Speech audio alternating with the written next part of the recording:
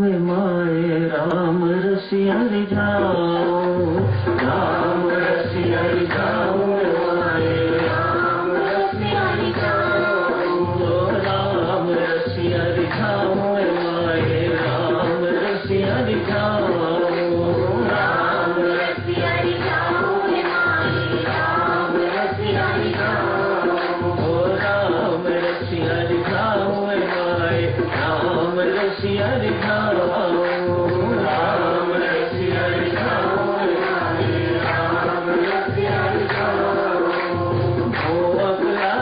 कृपा कीजे मोहबला पर कृपा कीजे मोहबला पर कृपा कीजे मोहबला पर कृपा कीजे उन गोविंद के गाँव में माए राम रसिया दिखाओ, राम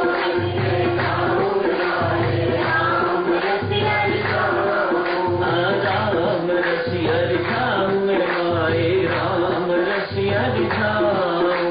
राम रसिया दिखाओ, माए राम रसिया दिखाओ, कीर्तन में प्रीतम आगे कर कीर्तन में प्रीतम आगे कर कीर्तन में प्रीतम आगे कर कीर्तन में प्रीतम आगे तो प्रीतम पद पाऊँ माए राम रसिया रिझाओ, राम रसिया रिझाओ, माए राम रसिया रिझाओ, राम रसिया रिझाओ, माए राम रसिया रिझाओ, राम रसिया रिझाओ, माए राम रसिया रिझाओ, राम रसिया रिझाओ, माए राम रसिया रिझाओ, राम रसिया रिझाओ, माए राम रसिया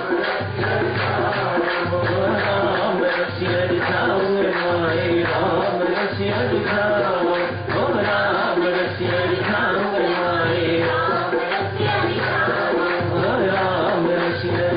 माए राम रसिया रिझाओ, राम रसिया रिझाओ, माए राम रसिया रिझाओ। मेरे सपनों सिमरन की चर्चा चल रही है। 9वां अध्याय चल रहा है। आज 20वें श्लोक से शुरू किया गया था। बीच में 22वां श्लोक, बहुत महत्वपूर्ण श्लोक 9वें अध्याय का, कल से शुरू करेंगे चर्चा साथियों में। इसकी आज प्रयत्न करते हैं जो सिमरन की चर्चा शुरू हुई है आज समाप्त हो जाए। सिमरन दिव्य सज्जनों उसी का होता है जिससे प्रीति हो। प्रीति यदि आपकी संसार से है, परिवार से है, तो परिवार का सिमरन होगा, संसार का सिमरन होगा।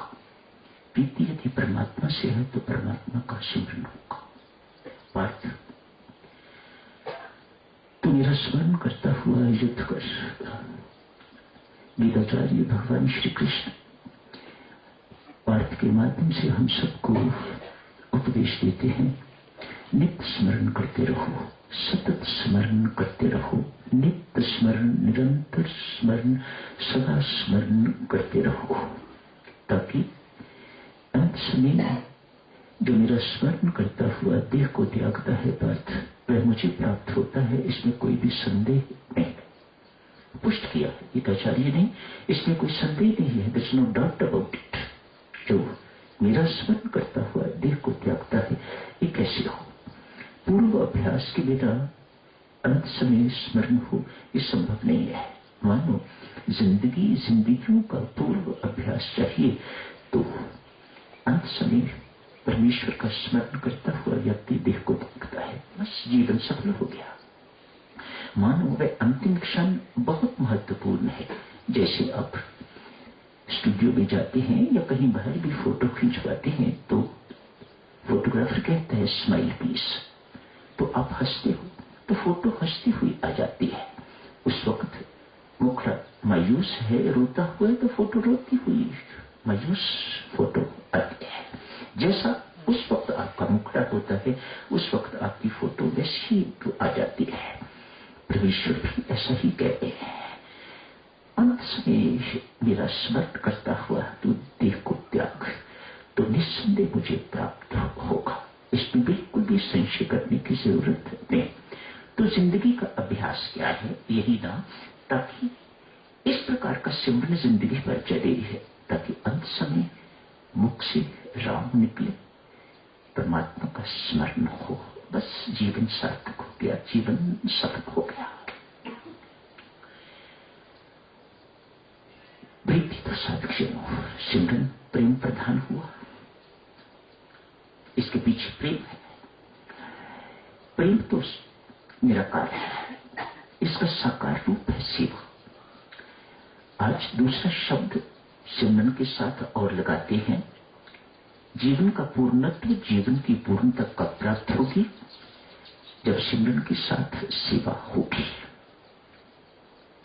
याद रखो भक्तजनों, अकेली सेवा आप गुरुद्वारे की करो, मंदिर की करो, संसार की करो, किसी की भी करो, वह आपको मुक्ति प्रदान नहीं कर सकेगी। उसे सिमरन का बल मिलना चाहिए, उसे परमात्मा की कृपा का बल मिलना चाहिए, उसे ध्यान, भजन इत्यादि का, जप इत्यादि का बल मिलना चाहिए, तो जीवन में पूर्णता आएगी। ये भी है, ये भी सत्य है। केवल सिमरन भी जो है वह बहुत कठिनाई से आपको मुक्ति देगा। मानव सेवा भी जरूरी है। इन दोनों का होना हमारे जीवन में बहुत जरूरी है, सिमरन एवं सेवा। आपने भी सेवा शब्द अच्छा नहीं लगता तो कोई बात नहीं, आप इसे कर्तव्य पालन समझो।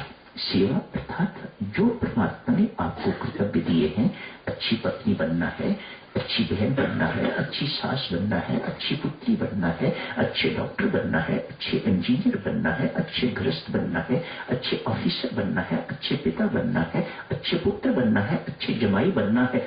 ये सारे के सारे कर्तव्य देवी परमात्मा ने हमें दिए हैं। हम अपनी मर्जी से नहीं बने हुए, परमात्मा ने हमें कर्तव्य दिए हैं और वह हमसे अपेक्षा रखता है कि ये सारे के सारे कर्तव्य दायित्व व्यक्ति सही ढंग से निभाए। अन्यथा जैसे बच्चा किसी भी सब्जेक्ट में फेल हो जाता है तो उसकी रीअपियर आ जाती है, कंपार्टमेंट आ जाती है, आपको इस सब्जेक्ट में फिर अपीयर होना पड़ेगा। तो पुनर्जन्म, परमात्मा के घर का रीअपियर अर्थात पुनर्जन्म। जाइएगा, जो कर्तव्य आपको दिया था आपने उसे पूरी तरह से नहीं निभाया, अभी आप मेरी सेवा के योग्य नहीं हो। मैंने जिनकी सेवा के लिए आपको भेजा था आपने उन्हीं की सेवा अभी नहीं करी, तो मेरी सेवा के आप योग्य नहीं हो। जाओ, फिर जाके चक्कर लगाओ, पुनर्जन्म होता है। जाओ, जहां जहां जिन जिन विषयों में आप फेल हुए हो उन विषयों को पास करो, पास करके तो फिर मेरे पास आओ, तब पुनर्जन्म नहीं होगा, तब आप मेरी सेवा के योग्य हो जाओगे। आज के लिए सचिव सिमरन एवं सेवा की चर्चा करते हैं। क्या करता है ये सिमरन एवं सेवा हमारे जीवन में? सर्वप्रथम मन के शुद्धिकरण का सर्वोच्च एवं सुगमतम साधन, अमोघ साधन सिमरन एवं सेवा। हम सब सिमरन एवं सेवा के उपासक हैं। हमारी साधना सिमरन एवं सेवा की है। हाँ, इसके साथ जो सेवा के क्षेत्र में उतरेगा, यदि वह संयमी नहीं है तो मार खाएगा, गिर जाएगा, पतन को प्राप्त होगा। इसके साथ दो शब्द और लगा लो तो साधना पूरी हो जाती है। सिमरन, सेवा, संयम, ये कहां से प्रेरणा मिलेगी?